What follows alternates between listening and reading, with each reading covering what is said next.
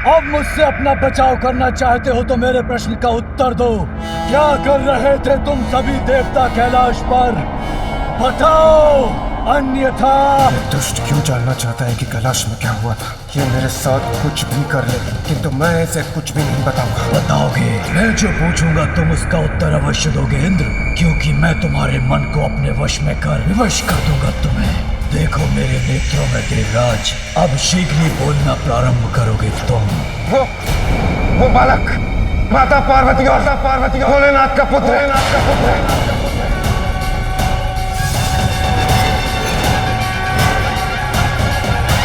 तो सिंगिका ने उचित कहा था। ये कैसे हो सकता है? ये क्या हुआ था? मुझे बोलने पर बाध्य कैसे कर दिया इस दुष्ट ने? किंतु अब मैं इससे लड़ूंगा।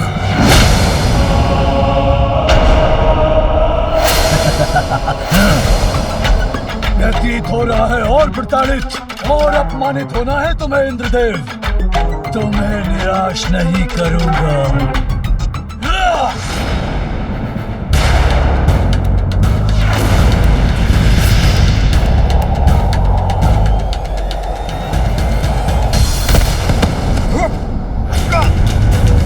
लेकिन ये कैसे सत्य हो सकता है? महादेव और देवी पार्वती का पुत्र तो हो ही नहीं सकता।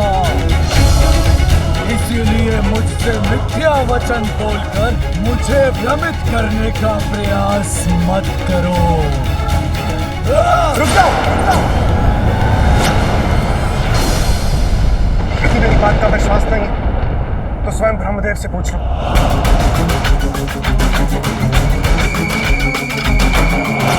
ब्रह्मदेव,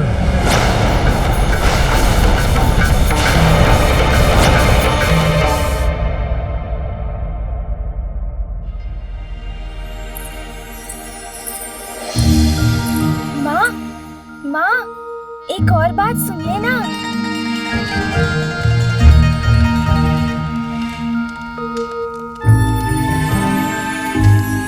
और माँ, एक और बात, पिताश्री का तीसरा नेत्र। हम सभी के पास तो 2 ही नेत्र है, पिताश्री के पास एक तीसरा नेत्र भी है, जानती हैं आप? हाँ। माँ तो ध्यान ही नहीं दे रही, वो तो अपने कार्य में इतनी व्यस्त है कि मेरी तो कुछ सुन भी नहीं रही। अपना कार्य कैसे पूर्ण कर पाऊंगी मैं यदि इसी प्रकार मेरे पीछे पीछे आता रहा मेरा पुत्र? माँ, नंदी जी ने मुझे बताया था कि यदि पिताश्री का तीसरा नेत्र खुल जाए तो फिर सभी कुछ नष्ट हो जाता है, प्रलय हो जाती है। ये प्रलय क्या होती है माँ? पुत्र, प्रलय तो तब होगी जब उसका समय होगा। किंतु ये तुमने क्या किया? अन्न गिरा दिया। अन्न से तो हमें भोजन प्राप्त होता है। प्राण वायु के समान जीवन का स्रोत होता है ये अन्न, इसीलिए हमें कभी भी अन्न का अपमान नहीं करना चाहिए। अब जो हो गया सो हो गया। अभी मैं ये अन्न इस पात्र में डाल देती हूँ, किंतु आगे से ध्यान रहे पुत्र। मुझे क्षमा कर दीजिए माँ।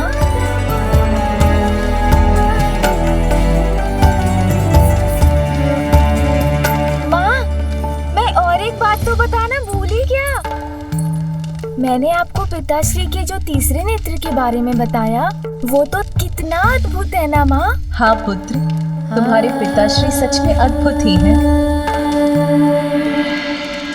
माँ पुनः चली गई। मुझे तो उन्हें और भी बहुत सारी बातें बतानी है। माँ, एक और बात सुनिए ना माँ। माँ, पिताश्री के पास तो डमरू और त्रिशूल भी है, ज्ञात है आपको?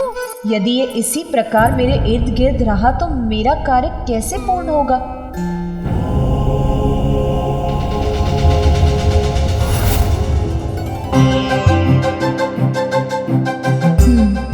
स्वामी को जैसे कोई चिंता ही नहीं है, अपने ध्यान में ही लीन है। और एक मैं हूँ जो ग्रह को व्यवस्थित करने के कार्यों में व्यस्त हूँ। उनके लिए तो ध्यान सर्वोपरि है। अब तो मुझे उनसे बात करनी ही होगी। आपने सुना ना माँ, मैंने क्या कहा? माँ, नंदी जी ने ना मुझे पिताश्री के त्रिशूल के बारे में बताया था। कितना प्रचंड है वो, आप जानती हैं? पुत्र, हाँ माँ। मेरे साथ आओ। अच्छा माँ, मैं तो आपके साथ ही हूँ। आप जहाँ कहेंगी वहाँ चलूँगा। किंतु हम जा कहाँ रहे हैं माँ? आओ। स्वामी, क्या आपको ज्ञात है आज संपूर्ण दिवस यहाँ क्या कुछ हुआ है? नहीं ज्ञात है? कोई बात नहीं, मैं बताती हूँ। जब आप यहाँ ध्यान में मग्न थे, तब मैंने नंदी, श्रृंगी और अन्य गणों को हमारे पुत्र के लिए फल, दूध और मधु लाने के लिए भेजा। उसके बाद मैंने अपने पुत्र के कक्ष की व्यवस्था की। फिर मैंने गृह के अनावश्यक कार्य किए। मैंने तो ये सब किया। अब आप बताइए, आपने संपूर्ण दिवस क्या क्या किया? नहीं, इतना विचार करने की आवश्यकता नहीं है, क्योंकि आपने तो ध्यान करने के सिवाय और कुछ भी नहीं किया। जानना चाहते हैं मुझे ये सब कैसे ज्ञात है? बताती हूँ। जब मैं एक एक कर सभी कार्य निपटा रही थी और साथ ही हमारे पुत्र का ध्यान भी रख रही थी, मेरी दृष्टि जब भी बाहर गई, आप यहीं थे, ध्यान में लिए। जानती हूँ, ध्यान तो आपके लिए बहुत महत्वपूर्ण है। जगत कल्याण का उत्तरदायित्व जो है आप पर। किंतु स्वामी, हमारे गृह में अब एक बालक था। आपके पुत्र का आगमन हुआ है। यदि मेरे ऊपर आपका और उसके साथ अन्य कार्यों का भार भी पड़ गया, तो मुझे कठिनाई नहीं होगी क्या? फिर मुझे अपने पुत्र की छठी नामकरण आदि संस्कारों का, उसके जन्म के उत्सव का भी तो विचार करना है। आपसे मैंने गृह के किसी कार्य को करने के लिए तो कभी नहीं कहा। किंतु स्वामी, आपको अपने दायित्व स्वयं समझने चाहिए स्वामी। आपके पुत्र के प्रति आपका भी दायित्व है, ये तो समझते हैं ना आप? अब आप शांत क्यों हो गए? कुछ बोल ही नहीं रहे। कहिए ना, इतना तो आप भी समझते हैं ना? मैं तुम्हारी बात समाप्त होने की प्रतीक्षा कर रहा था प्रिय। मैं समझता हूँ, अपने समस्त दायित्व भली भांति समझता हूँ। कहो, मैं कैसे सहायता कर सकता हूँ? आपको ज्ञात है, आज संपूर्ण दिवस आपका पुत्र मेरे पीछे पीछे घूमकर मुझे ये बताता रहा कि उसके पिता किस किस प्रकार से अद्भुत हैं। तो अब मेरा एक सुझाव है, मैं अपने शेष कार्य समाप्त करके आती हूँ और आप अपने ध्यान के स्थान पर अपने पुत्र के साथ कुछ समय बिताइए, उससे बातें कीजिए। वो आपके बारे में जानने के लिए उत्सुक है, उसकी जिज्ञासा शांत कीजिए स्वामी। अवश्य पार्वती। पुत्र, अब तुम कुछ समय अपने पिताश्री के साथ बैठो, उनसे बातें करो। उचित है ना?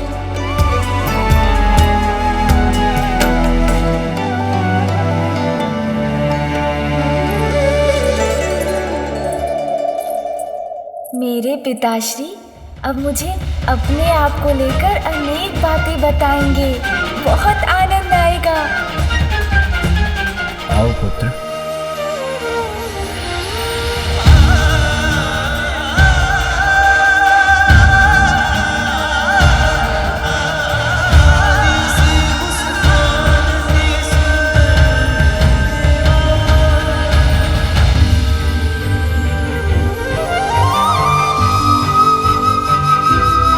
पिताश्री, आप निद्रा मग्न हो गए क्या?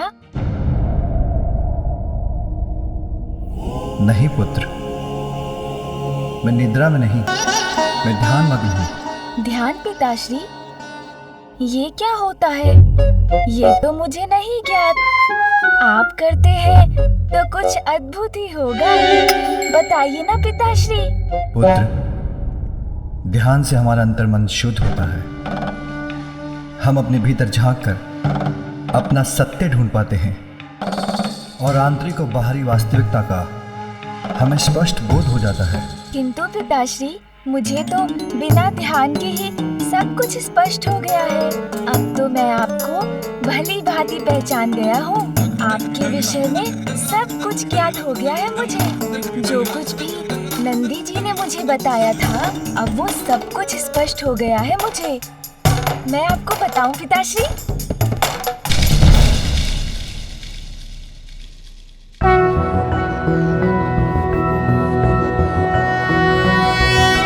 सृष्टि के आप ही नाथ, शिव शंभु जय भोलेनाथ। लंबी जटाएं हैं किए, गंगा को धार लिए। डमरू त्रिशूल है हाथ, त्रिनेत्र जय भोलेनाथ। सृष्टि के आप ही नाथ, शिव शंभु जय भोलेनाथ।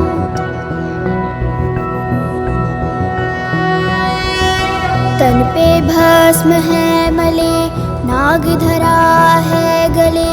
रुद्राक्ष है क्षण है साथ, बम बोल बम भोलेनाथ। सृष्टि के आप ही नाथ, शिव शंभु जय भोलेनाथ।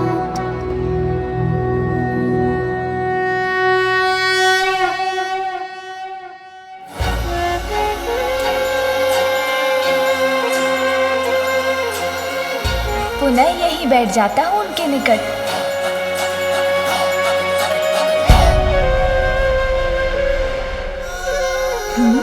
पिताश्री के नेत्र तो पुनः बंद हो गए। अब मैं क्या करूं? माँ ने कहा था पिताश्री के साथ ही रहना तो उचित है। अरे ये क्या है? जो भी है बहुत सुंदर है। पकड़ लेता हूँ। अरे पकड़ में नहीं आ रहा।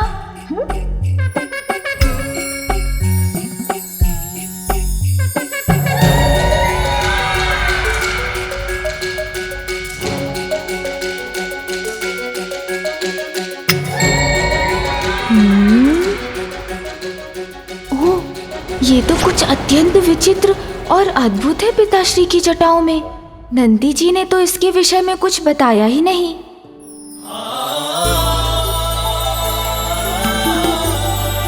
अतुलनीय सौंदर्य है मेरा, मुझसे भी अधिक सुंदर तू कहाँ हो सकता है भला?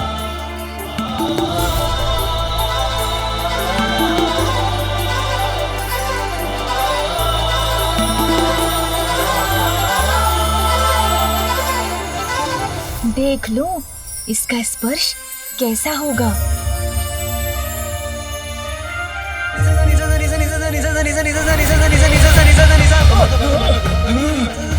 क्या हुआ स्वामी?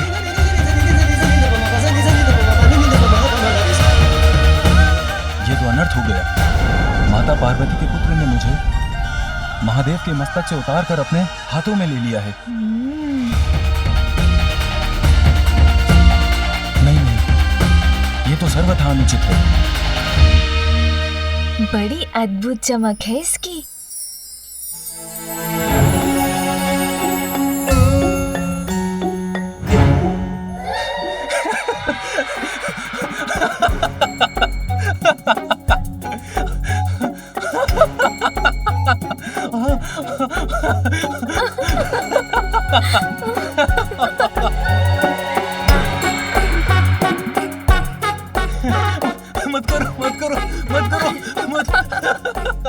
किंतु स्वामी, मैं आपको कहाँ गुदगुदा रही हूँ? माता पार्वती का पुत्र मुझे गुदगुदा कर अब प्रताड़ित कर रहा है।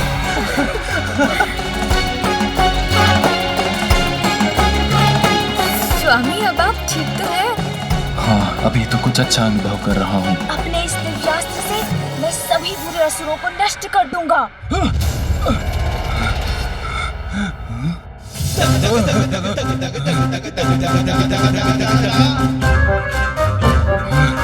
मुझे तो इस क्रीड़ा में बहुत आनंद आ रहा है। पुनः उछाल कर देखता हूँ।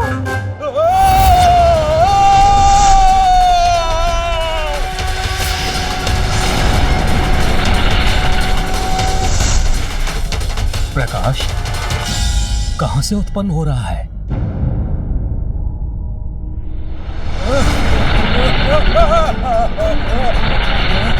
ये चंद्रदेव क्या कर रहे हैं?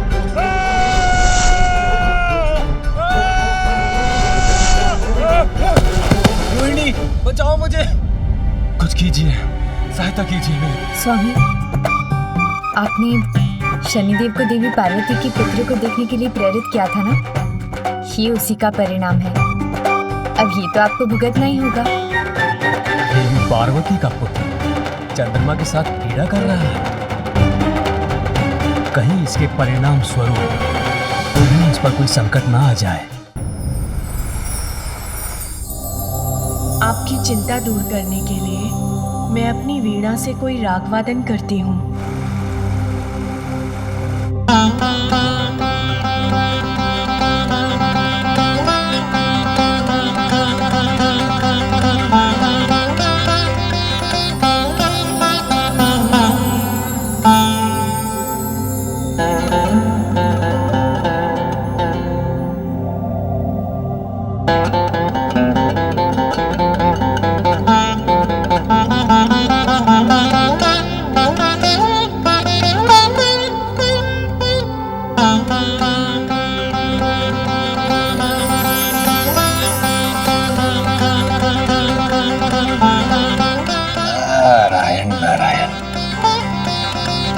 ऐसा संगीत जो मन को कर दे सम्मोहित, नारद प्रफुल्लित।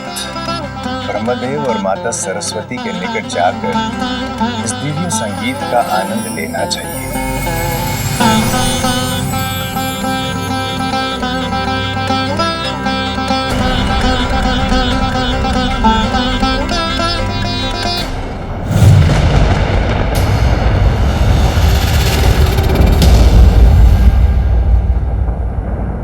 क्या हुआ देवी?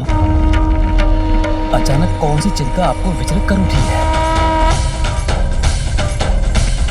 ज्ञात नहीं स्वामी, किंतु प्रतीत हो रहा है जैसे कोई अशुभ अपवित्र हमारी ओर बढ़ रहा है।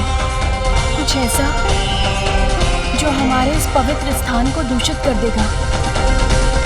देवी, जिस प्रकार कमल का पुष्प कीचड़ में रहकर भी अपनी सुंदरता और पवित्रता को कलंक नहीं लगने देता, उसी प्रकार कोई भी अपवित्रता भला आपको स्पर्श कैसे कर सकती है? आप तो स्वयं दिव्य पवित्रता की ही प्रतीक हैं। वैसे भी कभी कभी अपवित्रता के जागृत होने से ही पवित्रता का भी भान होता है। आपका कथन सर्वथा उचित है स्वामी।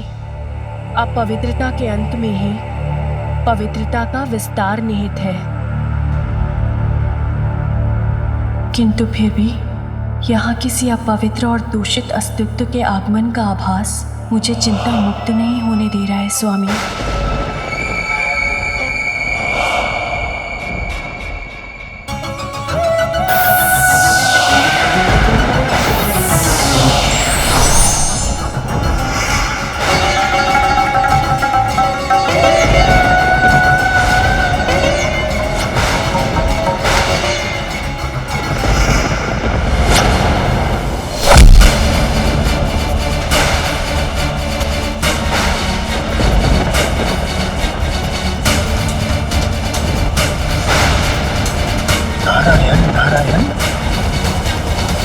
ब्रह्मलोक में ये कौन असुरी आकृति स्थित है?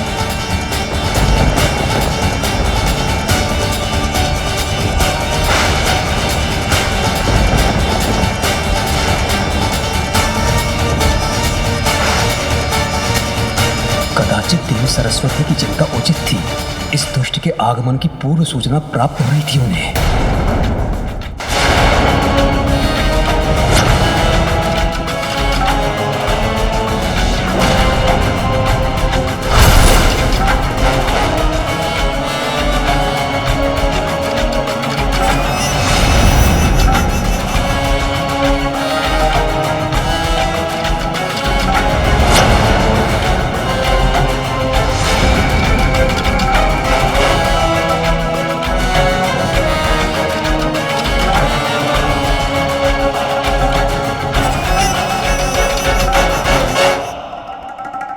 मैं पाताल क्या चला गया, आप तो मुझे भूल ही गए ब्रह्मदेव।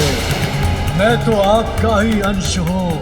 आपकी अशांति का कारण मुझे पता है। मेरे आगमन से ही आप इतने अशांत हैं। मैं कदापि यहाँ पर आने का कष्ट नहीं करता यदि मैं इंद्रलोक नहीं जाता और मुझे वहाँ पे ये ज्ञात ना होता कि कैलाश में महादेव और देवी पार्वती के पुत्र ने जन्म लिया है।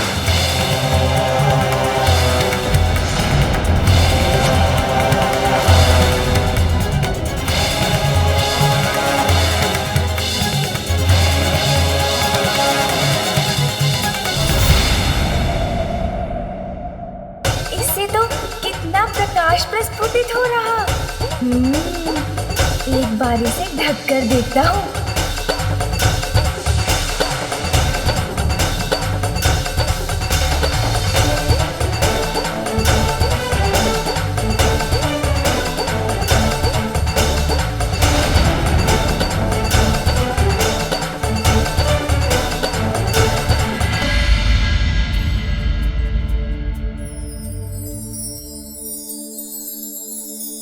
यदि ये बालक किसी प्रकार चंद्र के साथ क्रीड़ा करता रहा